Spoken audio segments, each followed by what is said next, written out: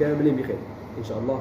اليوم غادي نبدا معكم في الانواع ديال طياج دي ليغيم اللي ان شاء الله غادي نبدا معكم ان شاء الله في الدروس ان شاء الله في الميدان ديال الطبخ والحلويات ان شاء الله. اليوم غادي نعطيكم دي فيديوهات غيكونوا ان شاء الله فيهم الانواع ديال الطياج ديال ليغيم، وان شاء الله غنبدا معكم ان شاء الله بجوج طياج اللي هما لا ماسيدوان اي جوليان، يعني غيكون واحد لا ماسيدوان وغيكون ان اوتر طياج اللي هو لي جوليان ان شاء الله.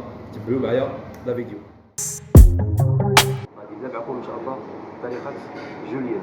جوليان شنو هي؟ جوليان عباره عن شرائح او رقائق الخضار كيقطعوا طوال كيكونوا في التزيين بعض لي سلطات، مثلا سلطه ديسواز فيها لي جوليان، لي كاروت، لي نافي، لي كونكومبر اي بيتراف، يعني عباره عن رقائق الخضار وكتستعملوا حتى في ليغيم سوطي.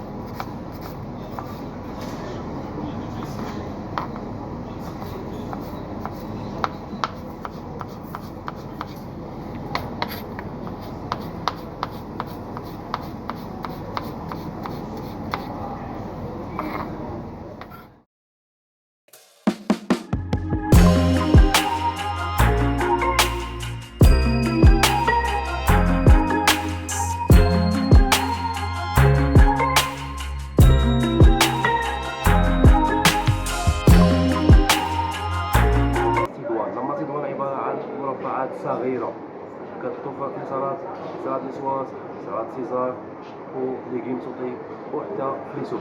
كنديروهم في سوب اللي كنصوبو ان سوب دو ليغيم كنحط فيه رقائق بحال لي كاروت، بحال لي نافي، بحال لي بوم دو تير.